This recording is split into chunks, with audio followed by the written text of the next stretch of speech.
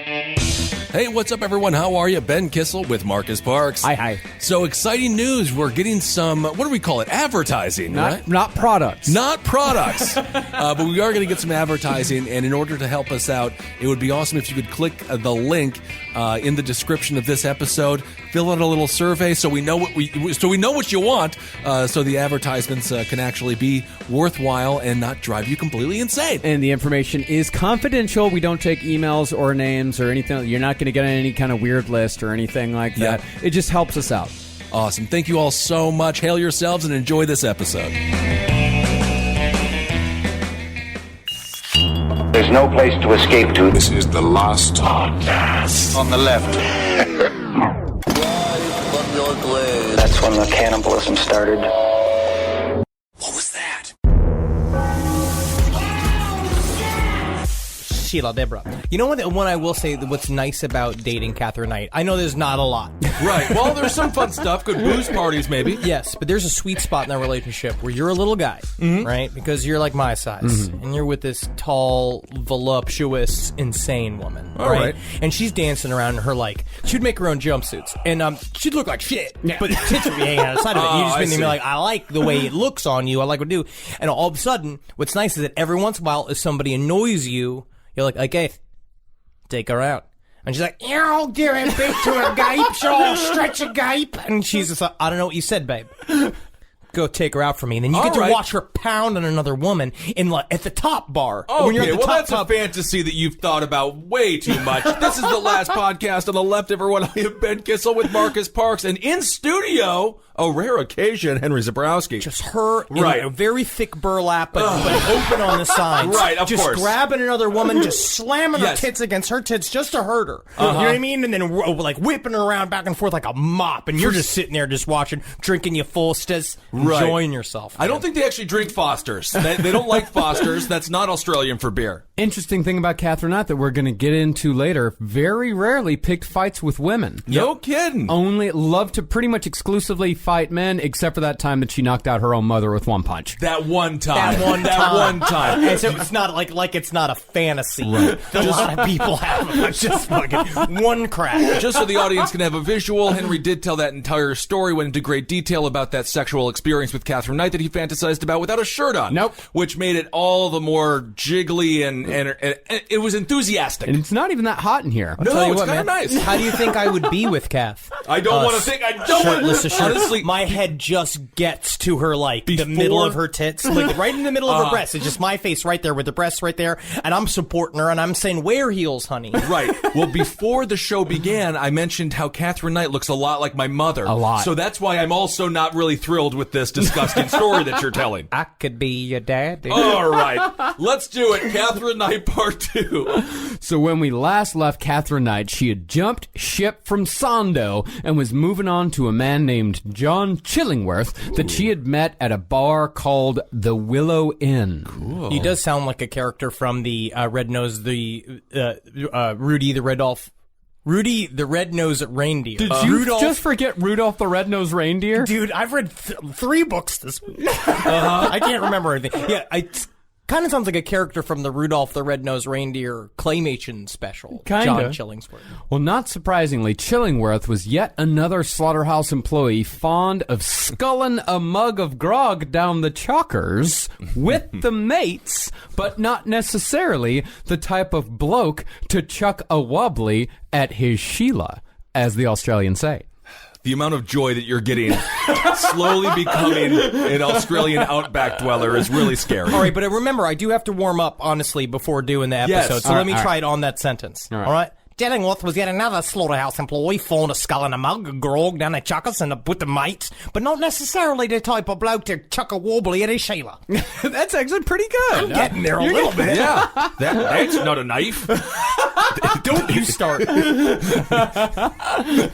fucking start this shit. That's not a knife. That's weird. That's not a knife. All right. Now, the Chillingsworths were just as much of a local presence as the Knights, having made Aberdeen their home for 60 years. So the thought of one of their own with Katherine was less than thrilling. Well, because they were sort of like, and Chillingsworth was a little bit of like the good son of that family, right? Where they were a bunch of rowdy, insane people, but John Chillingsworth was was kind of like a good bloke who'll smack a wobbly. I'm not sure what that means, but at all. Don't know. It means go berserk. Oh, okay. So he will punch a woman, but he loves booze. Or a guy. Yeah, he won't punch a woman, but the man does love to get fucked up. Okay. Love that about him. Yeah. But you two didn't study your vocabulary before this episode? No, I saw some of it. I know fair bunkum means everything's good on the grass play field. No, it's fair dinkum. All I know is you can't knock a wobbly over. That's the only thing that I know. That's all. But their combination of the families, like trying to put the two of them together, seems like a really frightening thing for all of Aberdeen. Yeah. Mm-hmm. Okay, I see. But John, even though he knew the Knight reputation, had just returned after 15 years away from home. So all he knew is that he'd met a brassy, red-headed spunk up for a Bangaroo whenever he wanted. Okay. Now, and of course, a Bangaroo is just a really horny kangaroo. Yeah. And if you see one, you want to avoid it. Look at that. Look at that Bangaroo over there. Can barely even fit a joey in its purse. It's always slow. It up a vagina. That's not its tail. That's not a vagina. Now, John probably would have figured out how crazy Katherine Knight was all on his own and left her, as she didn't necessarily snare every man who got in her pants. But extremely unfortunately for John, he got Katherine pregnant in a matter of weeks. Are there no rubbers in Australia? There's rubbers. Well, why don't they apply a rubber to the dicky? Because that's a good because question. Chillingworth, not Chillingsworth. Oh, okay, Chillingworth. Chillingworth said that he had been in a relationship for 15 years. Completely, he gooshed inside all the time, and he never made a stem. Yeah, he gooshed inside constantly, but I guess it was something up with the woman that he was with. But within like a few weeks with Katherine, it was just... Yeah. Oh, right. She's got them zigzag tubes. Oh, yeah. She's like I'm not a doctor, but... No, absolutely not. Like the ghost trap on Ghostbusters. That's what she did, but with Chillingworth. with his, you know what. Now, the only small break that Chillingworth got was that Katherine refused to let him move in, because if he did, her welfare checks would stop. She couldn't have that. Plus, she liked her house just the way it was. See, Katherine had inherited her mother's home on McQueen Street and had turned it into a ghoulish museum of death.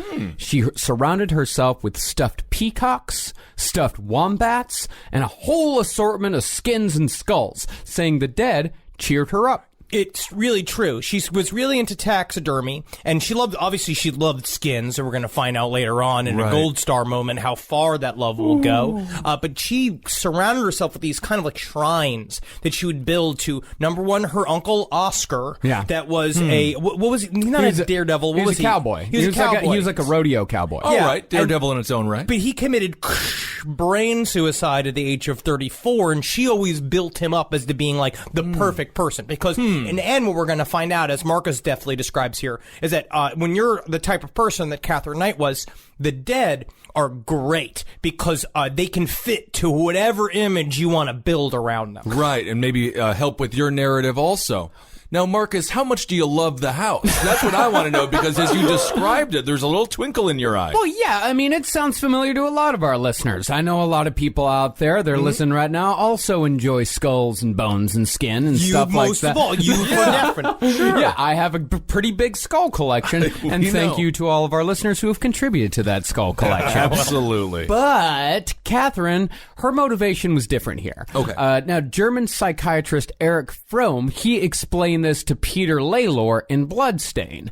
Fromm said that Katherine's particular obsession, along with her behavior, was consistent with necrophilius, which is a form of necrophilia. It is particular among narcissistic personalities, and that the love of the dead is a form of control. See, the necrophilius does not want to have sex with the dead. They get off on possessing the dead, controlling it completely. And Peter Laylor, he goes further with this in comparing Katherine Knight to English serial killer Fred West. You don't want your whole life to have you end up with being compared to Fred West. No, definitely. That is never a good thing. So were all the skulls frowning? Like, how? So what was the? So she was sexually aroused. No, it's not. It's not sexual. No, it's not sexual. No, it's not it's sexual. about her family, right? Because especially with her mother. So when her mom died, it was a huge moment for Katherine Knight because Katherine Knight, despite everything that happened between them, all the beatings and all the violence, right, she looked up to her mom, especially after the fact, after she died. Because after she died, she could build a whole, like, mythology around how wonderful their relationship was. And the way she did that was build a gigantic shrine made out of fucking bones from the, working in the offal room or working in various parts of the made out of abattoir. bones. But there were, there were parts bones? of that house. Have you seen pictures of the house? Yeah. It's both, it's skeleton pieces and gigantic farm equipment. She loved big farm weapons like tilling hoes and like the big scythes and shit like that in her home. And she would also then create this kind of floral arrangement where she put pictures of her dead mother in it. Yeah. And all night she'd sit and cry thinking about how wonderful her mother was, which was completely fake. Yeah. I'm pretty sure Levon Helm had a similar end to his life. Just surrounded by farming equipment, crying, thinking about his mother.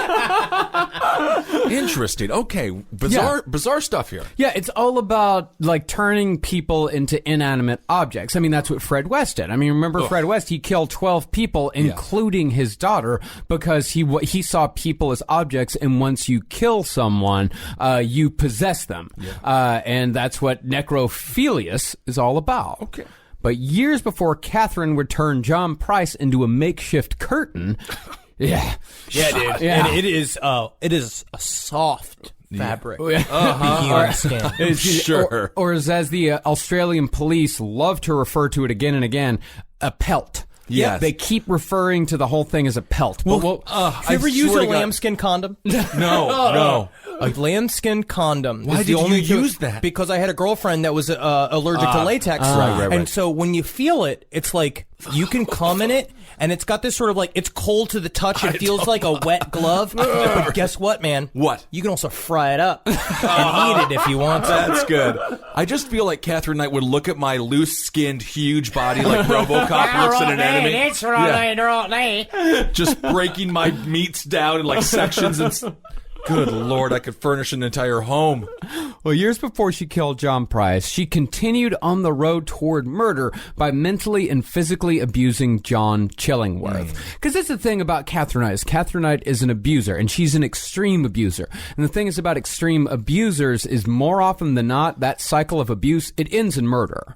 It can, especially when you watch them destroy everything around you as if they want to hurt you. Like people that, like when you get into an argument, and people who will destroy a piece of furniture or punch holes in walls. That's them showing you what they would like to do to you. Yeah. Right. Yeah, there's a great episode of I Am a Killer on Netflix. I highly recommend it about that. But John Chillingworth was the first man she'd been with, seriously, that was bigger than her. I didn't know Chillingworth is actually bigger than her. Which is why the abuse was less with him, because that's what he said all the time, is that he knew in interviews afterwards, he was like, she couldn't beat me up physically the way she could do her other husbands, but she could use mental tricks. Yeah. No, mentally, like, that was a real big thing with John Chillingworth, because almost as soon as she got pregnant, she started putting it in his head like, well, maybe the baby's not yours. So it probably is, but maybe it's not. So she went from a Wolverine to Professor X.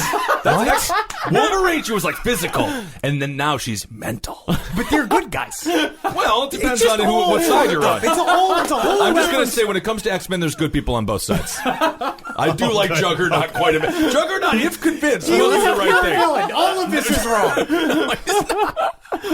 Now, Katherine and her kids claim that John was just as abusive as every man that came before. And admittedly, John freely admits to hitting Katherine one time while they were driving after she destroyed his glasses and punched him in the mouth.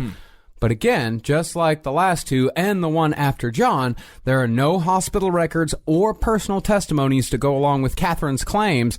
However, there is oodles of testimony going the other way. It's kind of shocking, and it does get to a point where Katherine and her kids had this sort of disinformation movement that they would do as they go, and they would continue it at every moment, which you're going to see what she does, what she will do to John Price as well. Yeah. Where she'll say to people, strangers she meets, being like, well, he hits me every day, and that's what he does. I know, you look at my face, that's what he's doing to me. He's knobbing me up, giving me the gumfer. He's giving me the gumfer. The gumfer? And then, like, wow. they do it again and We again. better get the constable out here. Somebody's been given the gumfer. Let me get my wig. But I'm not to disparage Australian police, because we will be going there at some point in the near future, and I Yes. do not want to be on the bad side of the Australian police. We No. love your work. Yes. Love your work. But she would build this as she goes, and she would have her daughters all do the same thing and parrot this line of thought that Okay. Catherine's the victim and it's everybody else's fault. All right. And the amazing thing is that Catherine's children defended her despite the fact that she brutally beat them their entire lives. I mean, one story that Layla told was when Catherine, she was just sitting there having a conversation with a bunch of friends. So I'll tell you, I've got this scene about a geek, right? And I'm pulling to see if I can make a click longer. All right, kind of whisper in there. Well, Catherine's having this conversation with her friends, and then her daughter, Natasha, she came in the room sort of mouthing off like kids are wanting to do. Hey, Mommy, my Bangaroo runs away and my glyphal's near on here. Well, children have problems all over the world. And so, It's true. It's true. and so Catherine, she responded by just full-on punching her daughter in the mouth. Her daughter's probably like 12 or so. Okay. Drew blood, split the lip, and then Catherine just returned to the conversation like she just got done swatting a fly. And still, even after that, her kids always said, like one of her daughters said, I think it was her daughter Melissa, said her mom had a heart of gold. You just didn't cross her. Yep. Ah, I see. They are, the reason why they were strong was because they would keep the family word going. They all held Right. strong on what the story was always. Nobody turned their back on anybody. They worked as a single cohesive unit. So like Annie Lennox, they're walking on broken glass. That makes no sense. Well, I would say on eggshells. no, it's the opposite. It seems like they tiptoe around. No, it's like the GOP. It's like everybody defends everyone no matter what horrible crimes they've done. Like Tiny Tim said, tiptoe through the tulips. And the tulips is their living room. I think you should go to a brain doctor. I'll check it out. I'll check one out. But just like it was with the last two partners, Catherine was the one who left John after 3 years of mental anguish. Jeez. She met a new guy in Aberdeen, quote unquote, at the club. Say it right. At the club. Yep.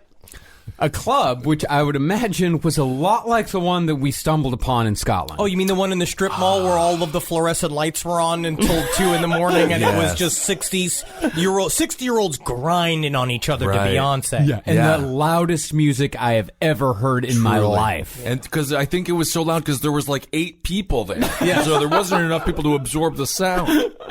So the guy at the club that Catherine had met was John Price. Uh-oh. Pricey, as he was known to everyone in Aberdeen, was all accounts a pretty good dude. Always tried to do people a good turn, gave you a lot of shit, but when he gave you shit, that just meant that he liked you. Yeah, it's called, how many times I've been called in the last week or so since the episode has come out, which I appreciate, being called a mad cunt. Oh, that's a good thing. Yeah, because in Australia, cunt is not in any way taboo. It's an extremely common word. Well, no It's kidding. us here in America that get all squeamish about it. Interesting. Yeah, and I'm not going to say it more. No. But it's fun to say in the context of this episode where I could say, this is my friend Ben, he's a real cunt. Well, I think you got to say it in an Australian accent, otherwise it's not acceptable. But yeah. Well, the thing is about John is that, of course, like all the rest of the guys, but this is something they said specifically about John, he could drink for Australia.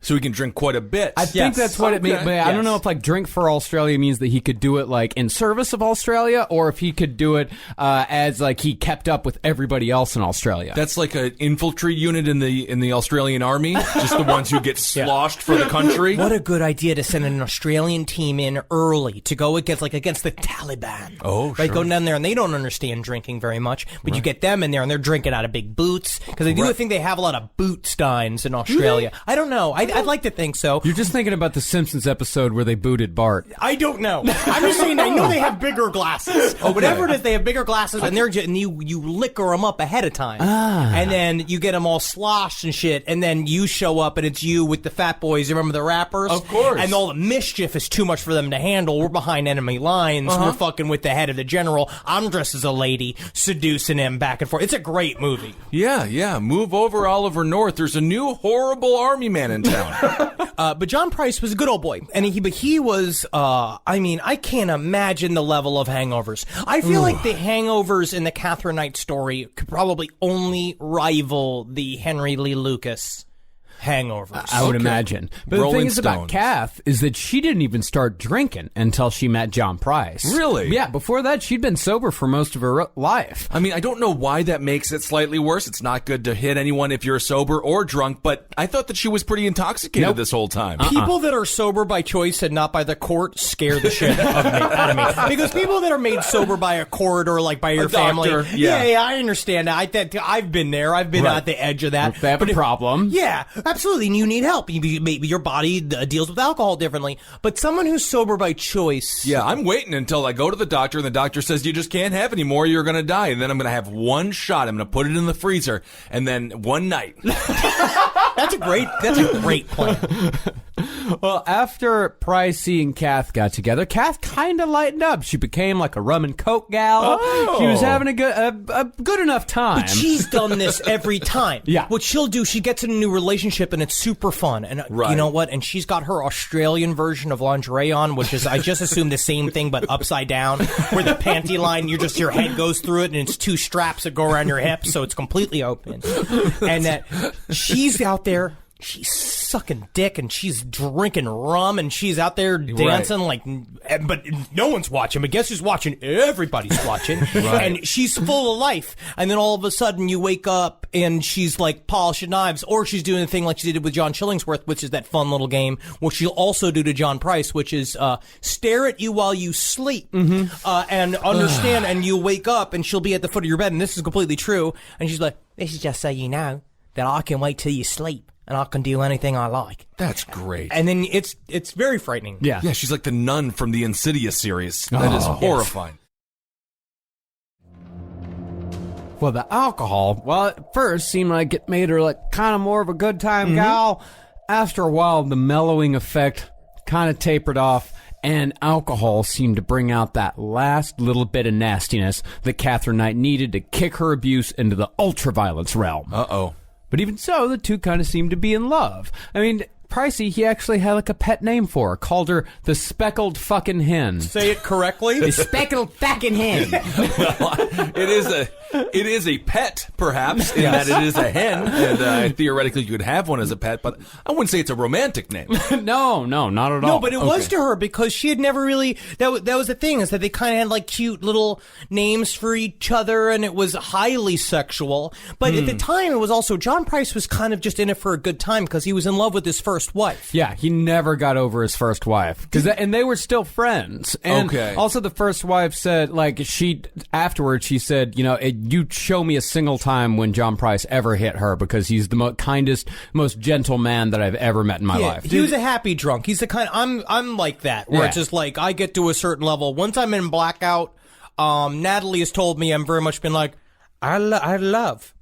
And then I go to sleep, and then I just do that like sleep with a little smile on my face, and then you wake up like, Right. You just become like a broken Teddy Ruxpin doll. That makes sense. Why didn't anyone ask or tell Mr. Price this woman is trouble? I mean, he knew. everybody did. Everyone did? He knew he knew long before they even got together. He knew who Katherine Knight was. Right. It was a small town. Everyone knew her. But still, for some reason, there was just something about her that bewitched him. Well, With I guess those fucking sparkly little eyes. Yeah. She's got that mischievous, snaggletooth smile. Yep. And it's just being tall, redheaded, swishing around with your You're red going there knees. again. You're doing it again. And yeah, she's flushed from alcohol, but there's also it's passion. Well, sociopaths can be very charming at times. Very much until so. they flip. Well, the thing that really got in the way in this relationship, in Catherine's mind at least, was Pricey's kids. And those kids had a bad feeling about Katherine from the moment they met her. They said the first thing that weirded them out was Katherine's absolute certainty that she had been abducted by aliens, which is a story that I would pay an unreasonable amount of money to hear Katherine tell herself. Absolutely. So I'm all bugged out. I'm sitting out there, I'm sucking on my smethers, waiting, staring at prices, seeing if you wake up. Next thing I knew, there's a beam of light coming up through the ceiling there.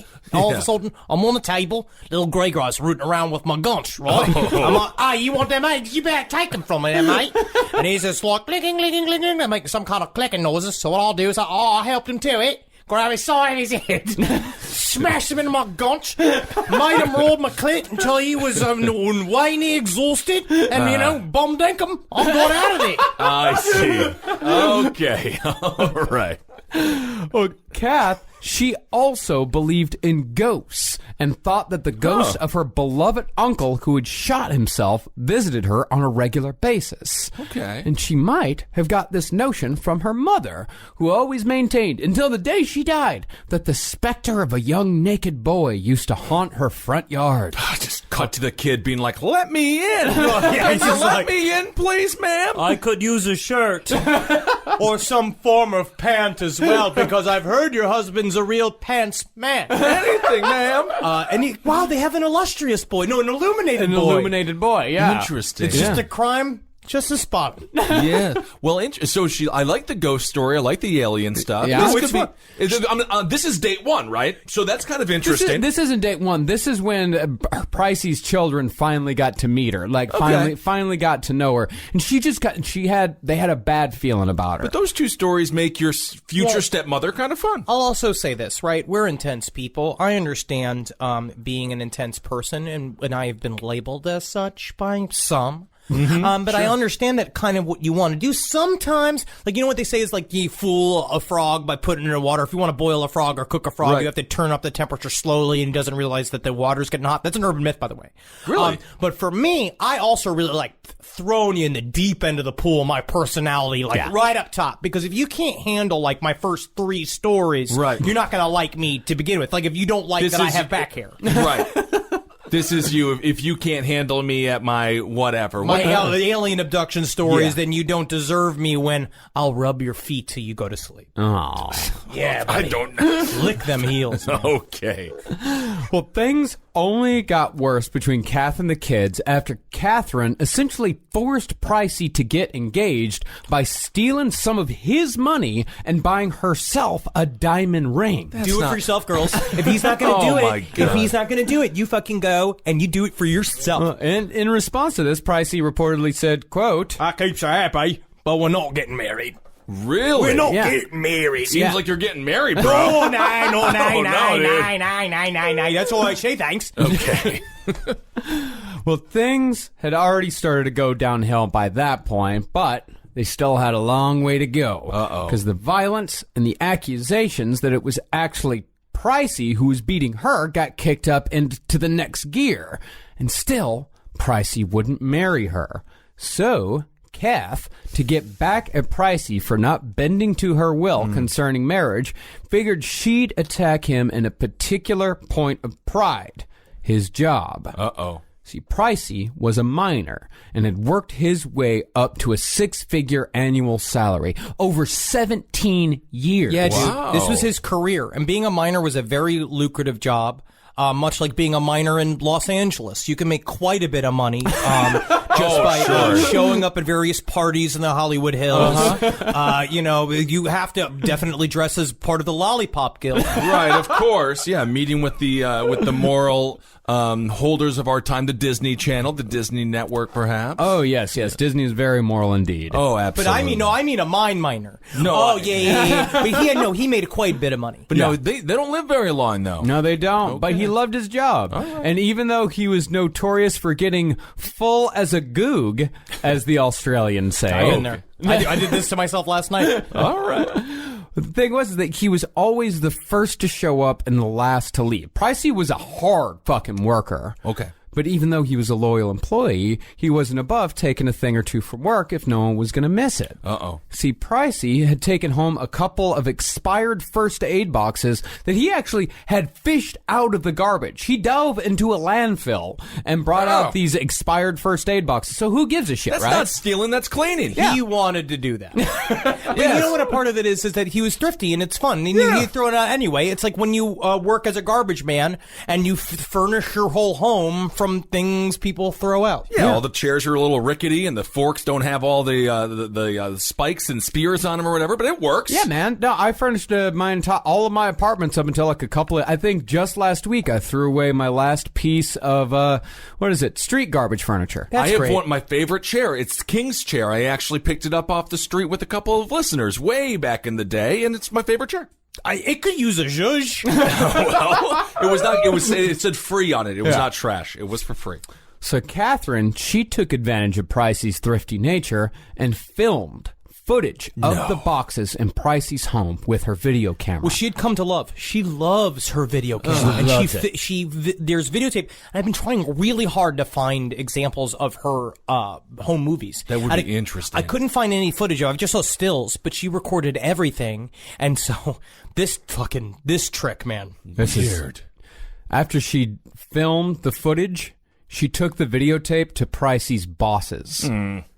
Which lost Pricey not only his job of 17 years, but his pension as well. Oh, my God. I'm going to say this. Who here who listens to this show has had this happen to them before? Yeah. This is fucked. This is deep. This is like a thing that you can see where she is creeping in, and I think it's a part of why things fall apart for me. When she says that she was being abused by her husbands. I believe in believing in the victim, right? And I really want to. And she came forward, and all her daughters all said that Pricey beat her, and that Chillingsworth beat her, and that her, and Kettle beat her, all of this shit. But I think it's her actions. I mean, and the main action is the, turning him into a curtain and decapitating him and bleeding all his blood and you doing all the shit that he's going to do to him. But I think it shows this is the real her. Yeah. That she's not a victim. She is a really aggressive opponent, actually. Yeah. All of the evidence says that all of her claims are lies. So, I mean, maybe not all of her claims, but the evidence says that the vast, vast majority of her claims cannot be believed. Well, I don't think they should have fired him. I'm just going to say that. They shouldn't. I mean, they said that they had no choice. It was against company policy. They were pretty much just following the guidelines a little too stringently. So I would say that mine also holds a little bit of responsibility. I think so, too. Well, after that, Pricey rightly left Catherine, but there was just something about her that he could not resist. I think, let me throw out a loop. Go for it. I think it's her crazy, awesome snapper. That's just your assessment. I'm not a professional assessment. Yeah. Okay. Well, all of Pricey's friends told him that if he went back, something terrible was going to happen. Yep. But he went back anyway and actually sacrificed a lot of friendships for his relationship to Catherine. I just don't get it. But who has not done this before? Yeah. Who's not been in a weird one-sided Their relationship? ex-girlfriend film them, get them fired, and then go back to them? It's hard. I don't know what she did to crawl into people's heads. I think a part of it is that she had such, I want to say belief in herself almost. She knew what she was capable of. And there was something about her confidence that sort of bleeds into the minds of her partners that sort of believe, it is sort of like a privilege to be with Catherine because no one else gets her. Because I'm the only one who sees the real side of her, which is also why people stay in abusive relationships all the time. I understand that aspect of it, but it's like she works at the meat factory. I mean, I just don't fully see the charm that everyone's seeing here. She was unemployed at this time. She was unemployed. Yeah. She was just living off of welfare. She is a unique bird. She makes her own garish clothes. She's filled with, I wasn't joking earlier, but it's like she would make her own jumpsuits. Yeah. Weird things like, outfits that just show the bottom tuft of her butt cheeks. Yeah. Right? Like, which I imagine were a different type. I'm sure. And So all of a sudden, Pricey's making more and more of these weird concessions. He's not hanging out with his friends. He has to lie to them because now it's like he's starting to show signs of abuse. He has to joke around because they'd all joke around being like, "Oh, what's going to happen to old Pricey last night?" And they would take bets on how what way she would beat him. So when Pricey went back, Katherine said that if he took her back this time, it was to the death. And really, I really wonder here if Katherine was just using a figure of speech or if she was choosing her words very carefully. Seems like it might have been chosen on purpose, given the overall conclusion. I think it was her making her line in the sand. Yeah. I think it was her kind of weird serial killer moment where she was like, she has been talking about killing various husbands for so long. Yeah. And that she's already openly said to Pricey, I'll fucking kill you and your kids. And she said it again and again. I think this was her buying the ticket to take the ride. Now, do we know what kind of curtains she has now at this point? Or did she complain about the curtains? I don't like this lace because it's not wet. Right. Because I do kind of want to know. Or maybe it was curtainless, perhaps. I don't know. There were curtains. She had curtains, but no Okay. word on what exactly they were. All right. See, Katherine figured that she was owed Pricey's house because she'd, quote, put up with him and had cleaned the place a few times.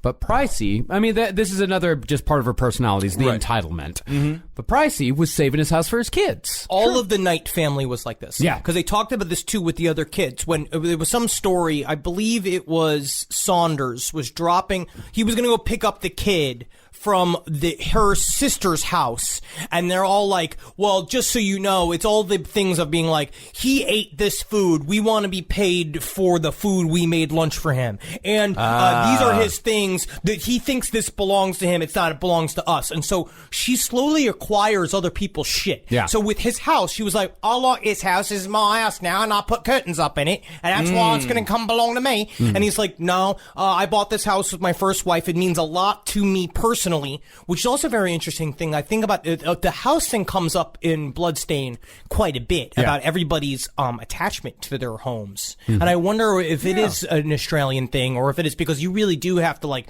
make your own way out where they live. Absolutely. Yeah. People love their homes. Home is where the heart is. That's where they say. Well, also, like, living in small town, like just for example, him, like, you've pretty much only lived in, like, metropolitans. Like, Yeah, I'm like, a city boy. You you're- can say it. Yeah, you're a city I'm a boy. smart pants wearing, big hat slaying. Right. I have a cane. I'm a city boy. Yeah. Yeah, so like city life, it's much more transient. You move from apartment to apartment, and it's not that big of a deal. But when you're in a small town like that, and I think this is just universal the world over, when you're in a small town, like, your house means a lot more. Yeah, absolutely. And especially if you're in an isolated town, you spend so much more time at home, so you really form an attachment to the place. That's why they're haunted. Yep. Rarely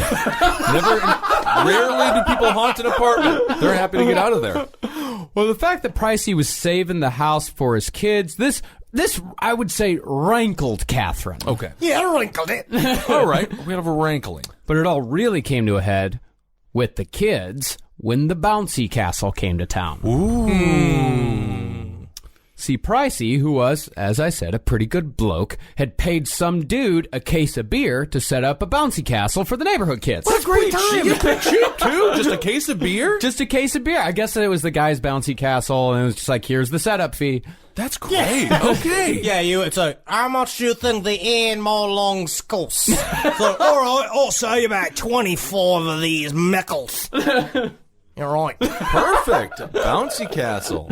But Katherine could not let a good time stand.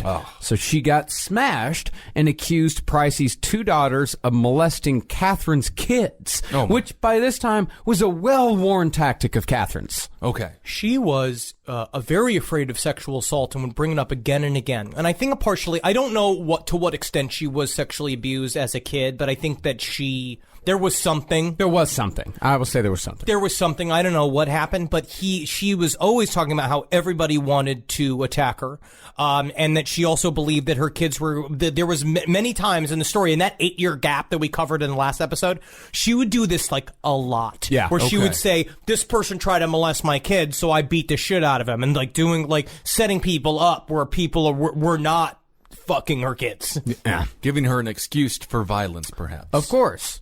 But this time, she'd gone too far with her claims. So one of Pricey's daughters, she grabbed a plate, said, "Hey, this is a nice plate," asked whose it was, knowing full well whose it was. And when Kath said it was hers, the daughter told her to fuck off or she'd break it over her fucking head. Cool. That's called an Australian punchline. Yes, there it is. She then kicked Kath off literally kicked Catherine off the porch and told her to leave or they'd call the cops. And with this, the kids joined the ranks of abusers along with Pricey. And the most interesting thing here is that Kath, she did not fight back in this situation. You would think this would be a situation where Kath would claw this girl's eyes out. Right. But she didn't. And I'm not quite sure why. Well, I don't know. I would like if all of this took place in the bouncy castle. I think that would be exciting. Yeah, like with Dick all- Tracy. Them all Remember that? bouncing up and down. Well, I didn't want to make it sexual like that. You did it. No. You did it to me. You know what I think it is about Kath? I think that she understands that she does not have a medium setting. Yeah. I think that at this point it's become so big, her resentment towards the kids, that she knows that as soon as she says go in her own head, she'll Right. fucking kill her. Yeah. And I think that all of this is now her charging her batteries and building and building and building. No one being like, I'll get my revenge. All of you will pay. And Yeah. she knows that every step of the way, she's just preparing. Interesting. Like when you used to have to put the dustbuster into the dustbuster home on the wall. Yeah. And it would really suck up some trash if you took it off of there. We have to take you to like a neurologist. Like we have to like The dustbuster. I just want to. I This want to was see the a chart. era I of want the to see dustbuster. a bunch of electrodes put on your skull, and I want you to have to draw lines to things and like what belongs together. This was the time where the dustbuster was huge before the Roomba. I have a dustbuster and a Roomba. Okay.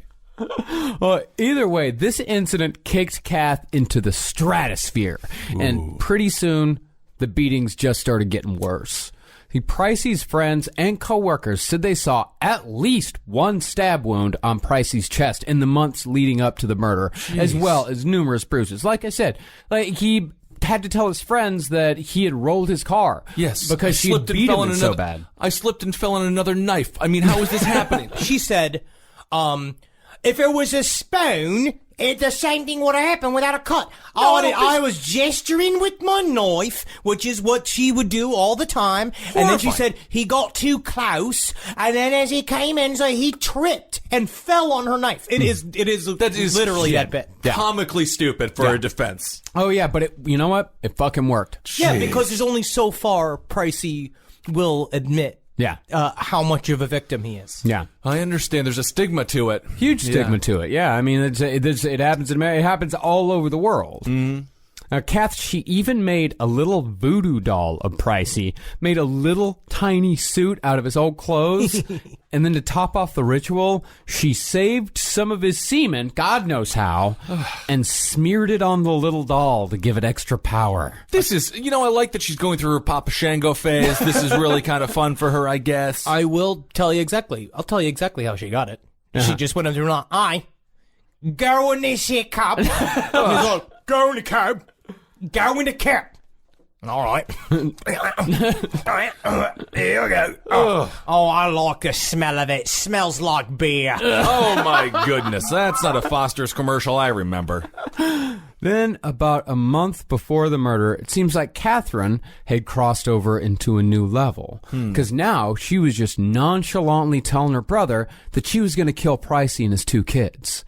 She actually started to get pretty loose with it. She once said in front of a whole group of people during a hard drinking session that she was going to kill Pricey and get away with it by pretending she was crazy. Kath, you do understand that you don't, and I don't want to set you off. No, don't do that, yeah. But you don't have to pretend to be crazy, you know? I reckon it's pretty well established in this whole town that you're pretty crazy. Yeah, you're right. You're right. Yeah, she does have a history of madness, I suppose. Well, ironically, if she hadn't have done this, then she actually would have had a fighting chance at pulling off the plan. But those people ended up testifying against her in the trial. Yeah, I would hope so. I'm because- happy they were sober enough to remember what she said. Yeah, because while Catherine is cunning, it's also important to remember that she is still very, very stupid. Cunning but stupid. But what have we learned about the cunning versus the stupid? Is that the cunning knows you just get their money. Yeah. Right? You can do certain things, you're going for the money. Uh-huh. The stupid are the ones that do shit like this. I need to see, they need to create 2 new Street Fighter characters, Cunning and Stupid. And I just want to see what it looks like when they fight. So a couple days before the murder, Pricey and Catherine had a particularly rough blue, Jeez. and Catherine stabbed him in the chest. And this one was not an accident. This was a full-on stab. It's safe to say the first one wasn't an accident either, It was though, not, right? but this one she could. Okay. This one she couldn't play off. All right. And this was truly the last straw for Pricey. So Pricey tried to kick her out. Catherine said she'd go, but only if Pricey gave her $10,000. $10,000? Either that or the house. Is she Dr. Evil? How does he have $10,000? He actually had $13,000 in the bank. Yep. But it's strange how this kind of brash... Like, you're sitting in my house. Right. I'm asking you to leave my house. She says, well, you give me $10,000 or I want to own this house. It's like a thing where your mind is... there's something with the brashness of it, right? And the matter-of-factness and that confidence of being like, well, you'll give me what's yours or I'll fucking kill you. I mean, it really is incredible. You have to be such a bad human being to leverage how bad you are as a person to get 10K against you to get 10K for someone to have you leave. Yeah. Well, Pricey, he'd be damned if he was going to give the woman who made his life a living hell for the last 5 years a single cent. And also, he was fucking terrified of her because she just stabbed him. Right. So he went to the Justice of the Peace for a court order. But since the wheels of justice work slow, Pricey was told the court-ordered removal would take 3 weeks to process. So Pricey went home to wait it out, even though all of his friends told him, do not go home. Do not be alone at all. Well, because especially Interesting. because she's such a scary woman. Yeah. She left, right? And she goes back to her house plotting. But they said that the next 2 days, it's just her screaming alone in her own house and then just going silent. So she's sitting in this house ruminating, and she's going to prepare herself, and she's going to prepare her life for what she's about to do to him. Right. Yeah. Maybe she's like slathering herself in Vegemite. Yeah. And staring in the mirror. I'm slickney. I love to see Yeah. them police get a hold of me now, covered in brown sauce. Because brown sauce is also big there. What's brown sauce? I'm losing the accent. You hit a real good sweet spot there about minute 30. I'll do it again. Yeah, you'll get there. You'll come back around. You'll find it. What the hell is brown sauce? HP sauce. What? HP or HB? I have no idea what you're talking about. It's brown sauce. Brown sauce? In the Okay. UK, they like it. It's brown. Okay, so you're talking about gravy? It's brown. It's brown sauce. All right, makes sense. Well, the reason why Pricey went back home was because he truly believed, and he was probably right in this, he believed that if he went into hiding, Catherine was just going to go after his kids and kill them. Jeez. So he just went back home. You need to get a panic room. Yeah. He needs a panic room in there. So on Pricey's last day on Earth, he told his friends that if he didn't show up to work the next day, she'd killed him. And as we know, that is exactly what happened. Okay. On February 29th, in the year 2000. In the year 2000. I know. You have to, by law, we have to do that. We're in our 30s. 2000. Yes. White males in our 30s, we are forced to do that or 1 week in prison. So Catherine woke up with 3 jobs to do. Say goodbye to her loved ones, lay the groundwork for her soon-to-be needed legal defense, and murder John Price. Jeez. So she set off in the morning with her kids and went to her friend Gert's place. Come on. It's short for yogurt. Oh, I see. Gert.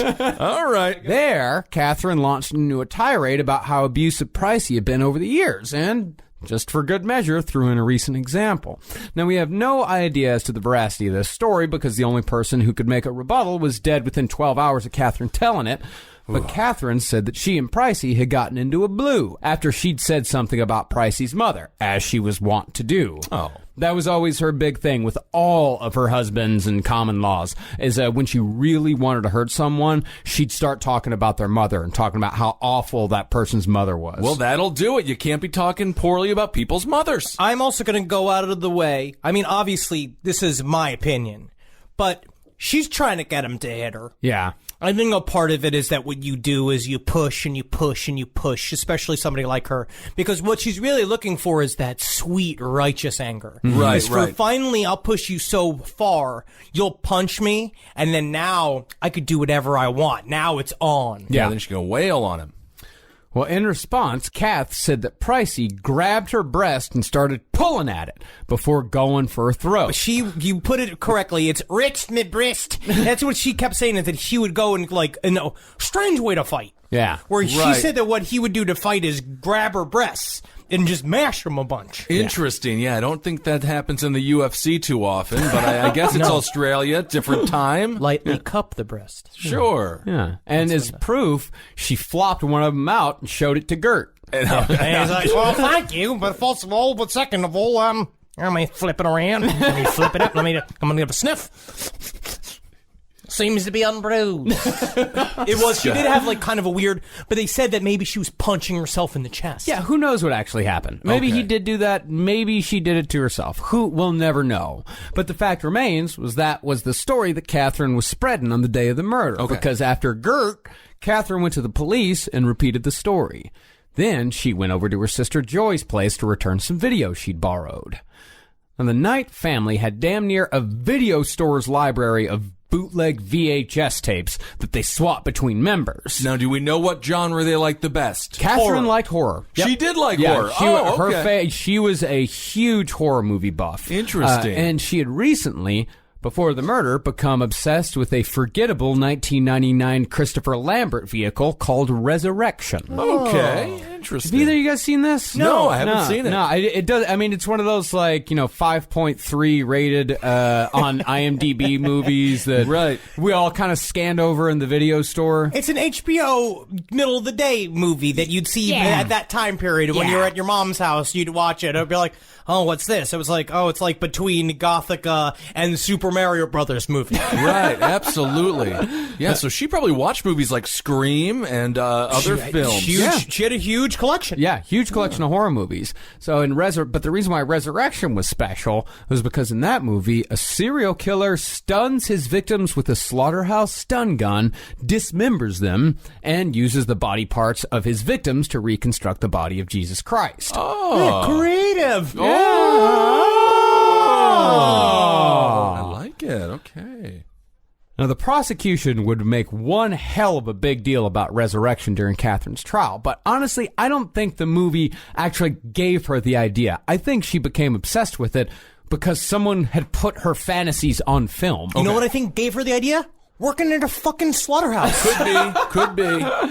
Yeah, because she didn't rearrange John Pricey's limbs to look like Jesus Christ. Okay. She rearranged his body, yes, but we'll get into just how exactly she did that. All right. So after returning a couple of videos to Joy, Katherine took her video camera and went to visit her daughter Natasha. Once there, Katherine set up the video camera and took her grandkids on her knee. She then opened up her shirt and let the children play with her breasts, singing shrill nursery rhymes of her own devising about Nana's titty bops. Nana's titty bops, Uri's round, Nana's titty bops, playing with the tongue. You've got to see, look at my bruise. Wow. Look at the bruise. I don't know. I don't think the kid should be playing with her boobs there. It doesn't seem It'd be weird even if it wasn't ramping up to a murder. This isn't the 1950s, and I don't think it would be better then. But the kids had Game Boys, and this is. I mean, my goodness. Well, we're a Puritan society in America. We have problems with the nudity in this country, and we're grown and we are raised to believe that we shouldn't be nude around our families. But this is a little bit different than that. You're going to say, yeah, I mean, yes. I'm very happy that I don't have a memory of playing with my grandmother's breasts. Me too, man. I mean, yeah, just bouncing them around like. Well, I mean, Yeah, I'm real happy. I'm real happy that never happened. Yeah, of course. But I'm saying in Australia, I don't know if it's different. I don't know. I don't think it is. I don't think this is beyond the pale. I don't think this is normal. It's a snuff film, is what it is. Well, just the idea of like a nice afternoon with grandma is it the first quarter of it is playing with her tits. Oh my goodness. It seems to be a lot. I did have a guy when I grew up with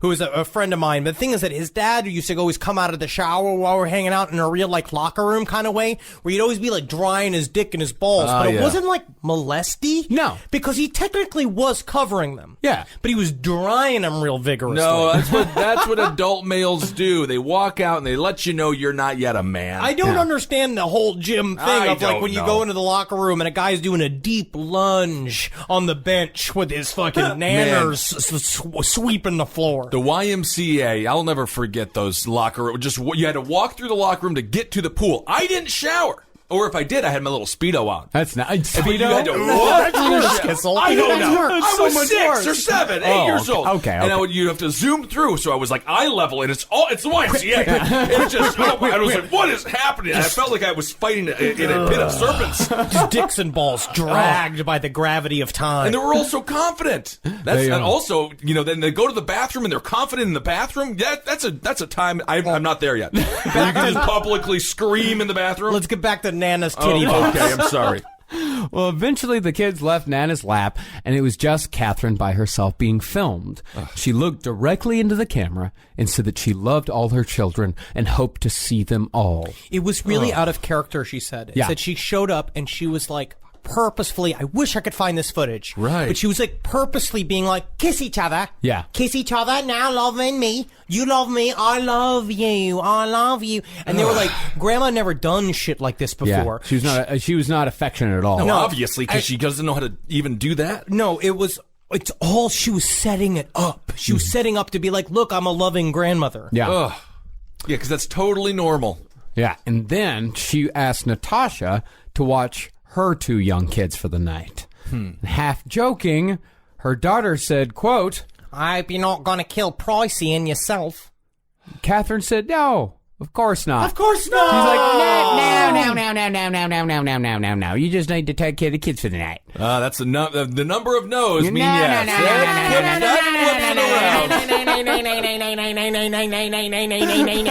That's a yes. That's a yes. And so, Katherine left her daughter's house at about 11 o'clock to go kill Pricey. Now, guys, we're about to be heading into Gold Star territory. I don't know. We talked about this beforehand. We don't know if it even is anymore because of the nature of humanity. Right. But just know it's gonna get kind of fun. Yeah. So get your Gold Star shirts off and be ready to listen to this next little stretch. It's a content warning. Content. Content. So Pricey was already in bed by the time Katherine showed up at 11:30 p.m. So Katherine sat and watched Star Trek on TV for a bit, then began her preparations. Earlier that day, Katherine had swung by the thrift store and bought a little piece of black lingerie. It has nothing like it's thrift store bought lingerie. I don't think you should buy thrift store lingerie. That's a fresh buy. Think about this. We'll even set the mood, right?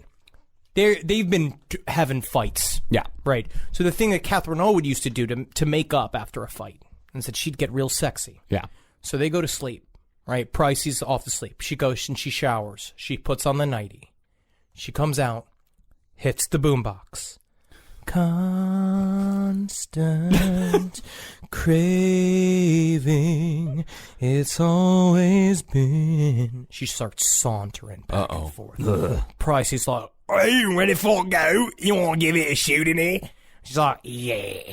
It's nothing I want better than you to port my downstairs with your rifle there. Stop looking at me. And she's ready to go. And she Okay. plops on top of him, which is his favorite.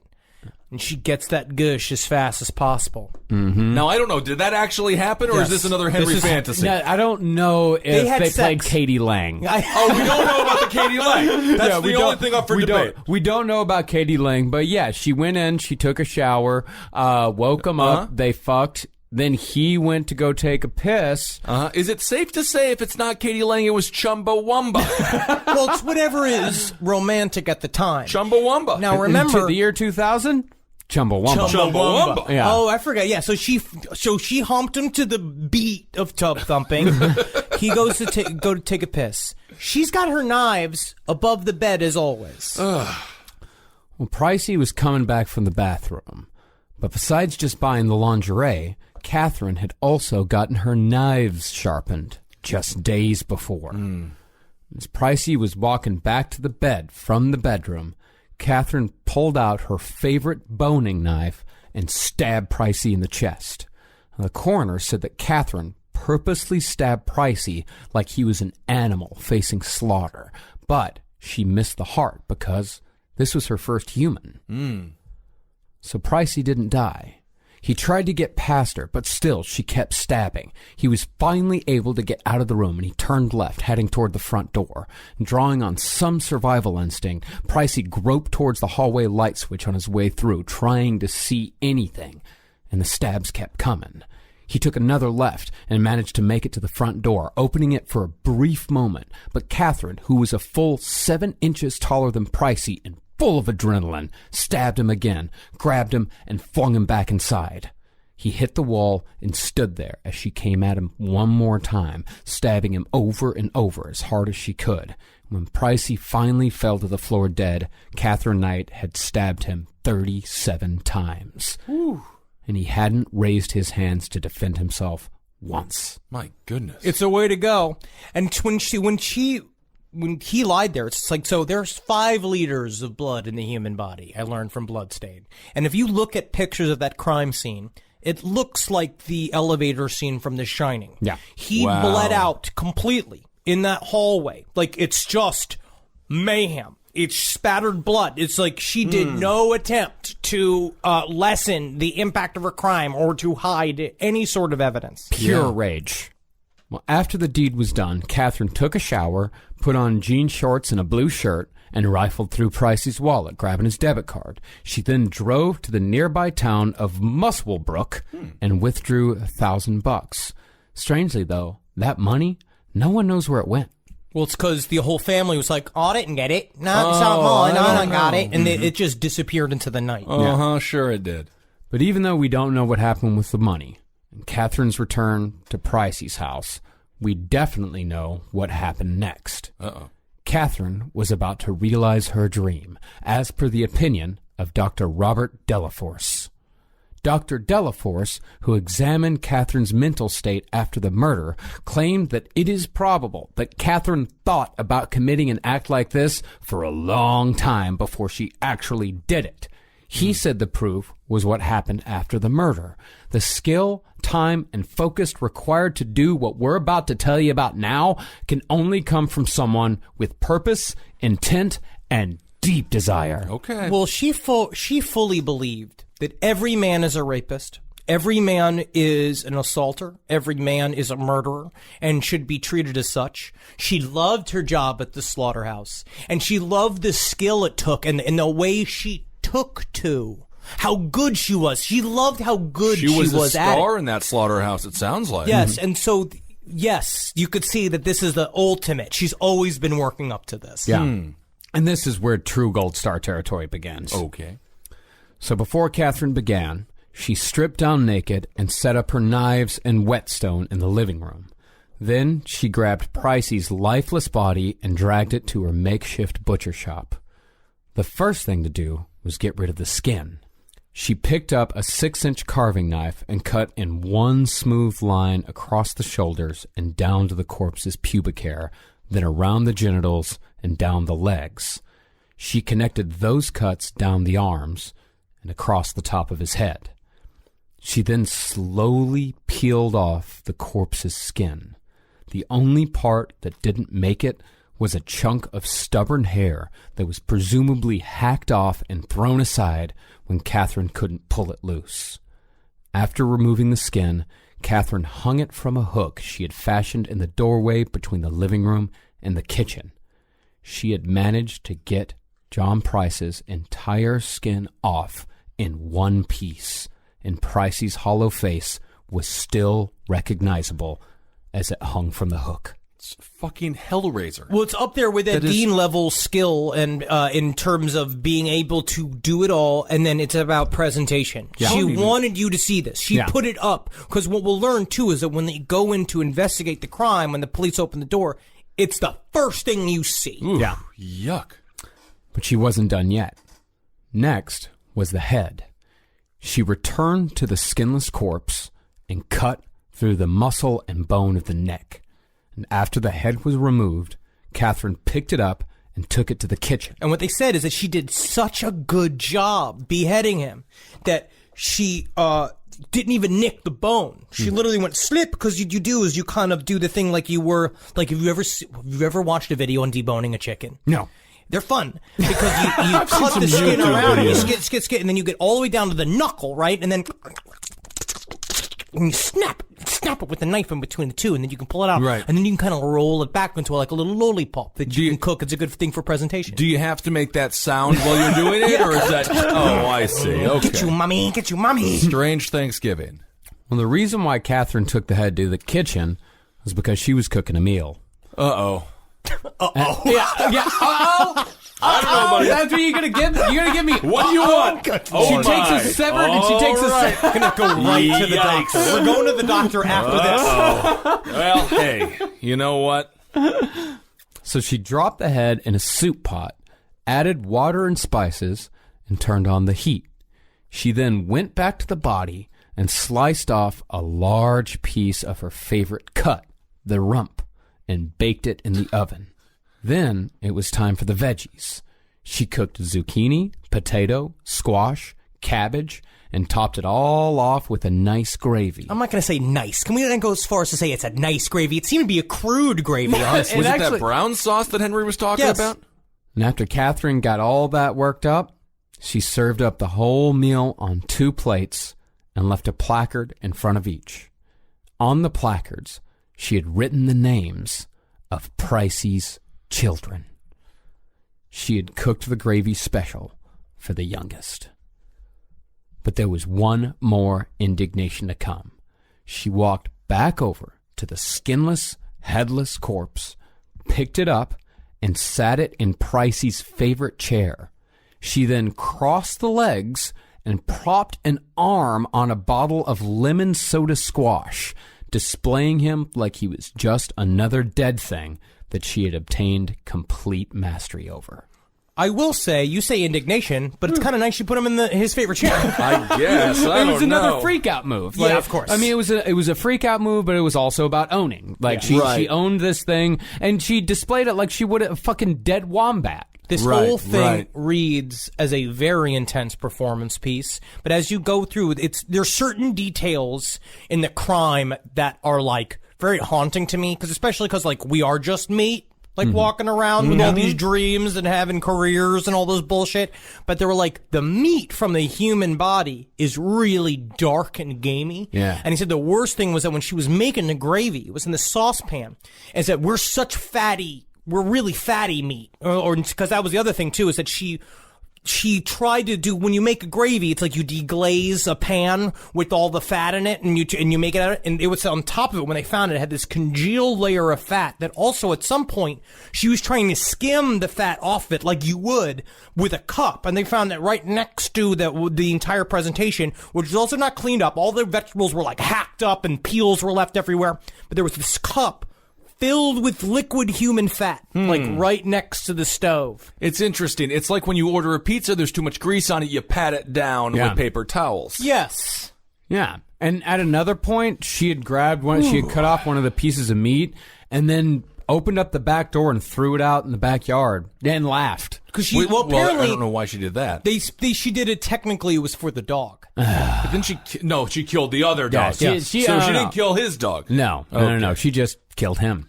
I see. And finally, Catherine brewed herself a pot of coffee, had a cigarette, took a handful of pills, and one last half-ass suicide attempt. She then drifted off to sleep, and to this day, claims to remember nothing of the night. Oh, yeah, she's full of shit. Remembers it. She's full of shit. But and then we're going to find out, too. It's like, well, remember, too, Pricey's been telling people that he's been telling his friends and his neighbors that she's going to fucking kill him. Right. Yeah. And now they're waiting to see. So the next day.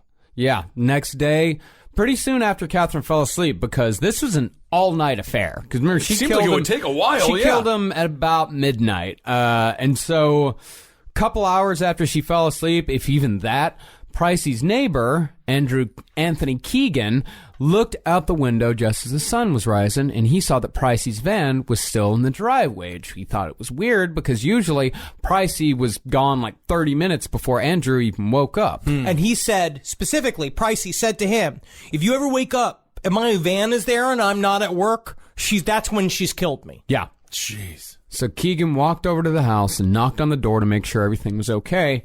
When there was no answer, Keegan looked down at the door handle and saw that it was covered in blood. The cops were called, and the first one on the scene took a peek through the mail slot to see if he could assess the situation before backup came.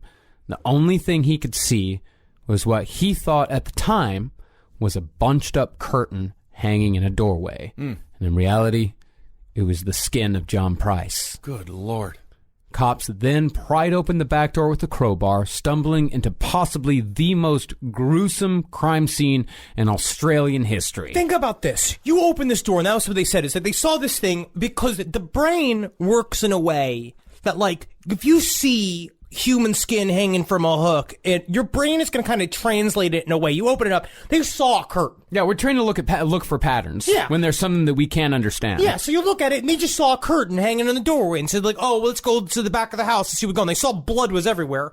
The investigator moved the curtain like he was walking through, and he was like, it was wet for some reason, and all of a sudden I looked down at my hand, and I thought I was bloody. I thought I had myself for jamming the door. Came in, and it wasn't until they saw her asleep, they turned around, they're like, oh, there's Pricey's fucking face hanging from a hook. Yeah. And then they were right for a while. No, that's Texas Chainsaw Massacre style here. Some of them were never right again. Like one of the first guys on the scene, he never returned to being a cop, says he can't sleep at night ever. Like he hasn't slept since. Well, like not like a good night. He has nightmares. Well, when the cops came in, they searched through the house and they found Catherine. She was just on the bed, just snoring away. Just sleeping. Yeah, because the pills hadn't taken like full effect yet, because she hadn't been asleep very long. So they brought her out. She was still alive. She was just dazed. They took her to the hospital and they pumped her stomach and then charged her with the murder of John Price. And that was the first time she'd ever been actually charged with a serious crime. Wow. She was, what, 49? 49. And the trial was insane. It was a huge media thing. Well, the thing was that the trials that she pled not guilty at first, and then pretty soon in switched it to guilty. Although no one's really sure why she switched it to guilty. She never really said. Because she wanted to. At first, she thought she could lie her way out of it. Yeah. If you read the transcripts of her interviews with the police afterwards, they make no sense. No. First of all, they're rambling. You can kind of see a little bit more of who she was as a person. She was very stupid. She really couldn't put together a coherent thought, but she was cunning, and she knew the one thing you don't do is you don't give them fucking anything. Yeah. You just say, I don't know. And so for a while, I think she maybe thought, hey, I can get away with this because I've always gotten away with shit. I don't know how you can. But then it turns into, yeah, I did it. Yeah, but the question then was, is Katherine Knight ever going to see the light of day? Right. It was the real trial was the sentencing phase. But much to the joy of the people of Aberdeen, Katherine Knight will never, ever see the light of day again. All right. She was the first, and as far as I can see, only woman in Australia to be sentenced to life without parole. But I tell you what, I believe in you, Australian ladies. I think you can make it happen. Yeah. Get out there and really try it. I mean, That's by contrast, not good. we here in America, we've currently got 182 in California alone. Come on, Australia. Look at Come that. on, guys. Look at that. Come on. Katherine Knight has now been in prison for 17 years. A recent book that just came out a couple months ago, I think, about Australia's women's prisons called Green is the New Black actually has some fascinating insights into Catherine's present-day life. How's she doing? What Catherine's doing right now. She's doing great. What's she up to? She is loving it. In prison, she's known as the Nana. Yeah, and think about her titty bops. I guess so. And apparently, Katherine Knight's the queen bee of the block. She finds non-violent solutions to problems between inmates. In fact, Katherine has never once raised a hand in violence in prison. That's because she doesn't have to. Her reputation is so fierce that she was essentially handed the status of prison boss without having to lift a finger towards the other prisoners. One guard said this about her. They simply do not fuck around with her, and that's a fact. Well, Yeah. interesting. This could have gone another way if you look at what happened with Dahmer. Yeah. Not treated so well. It really could have. Well, it's about, again, she kind of just loves jail and was her best self in jail. Yeah, she works in the headphone factory every day from like 8 a.m. to 1 p.m. She's making headphones? They got a head- yeah, they got a headphone to factory. that. She beheaded someone. But Interesting. So why is she... That's kind of weird. Yeah, but she earns top wage among her fellow prisoners, but that's also despite the fact that there are 4 armed guards surrounding her every second she's in the factory. You know, that makes her wet as a slip and slide being with all these huge men with sticks. I don't know. My goodness. So people are wearing earbuds right now in Australia that were made by Katherine Knight. I bet they're the kind of cheap earbuds that like go on airplanes, you know? So we've all worn them. We wore them. We'll wear them when we go eventually. Oh, my goodness. And even though Katherine Knight's family defended her again and again, they have since abandoned her to her fate completely. She has reportedly had not a single visitor in years. However, she makes do by being the prison's event planner and always makes sure that everyone is included. Is there any way, can we get OJ? Can OJ come and hang out? I want to talk about football. The real football. Right. No, she still isn't allowed to be in a room with a knife. Good. And she does have her own cell because the prison is afraid she'll kill whoever has to live with her. Sure. But Katherine has said, from almost the moment she was arrested, that she has never been as happy as she was in prison, and presumably she still is. Well, actually a sad ending then. Yes, weirdly. But you could see her looking out her little prison window, and she's doing the somewhere at the... And then her knife is like somewhere in a dumpster somewhere. Just like looking up beneath the same big sky. She did love those knives. She did. She loved her knives more than anything. All right. Thinking of me. And they are all they're dancing together in a ballroom in her mind. Yeah. She loved her knives. Knives Yeah. are tough to dance with, though. Mm-hmm. All right, that's Katherine Knight. We're going. Part Literally, two. I actually have a really good doctor Do that's you down in really? the financial Yeah. district. We can go check it out. All right. Well, there it is. That's it. Spooky, scary stuff. Spooky, scary stuff. There it is. It really is. My God. I'm disgusted.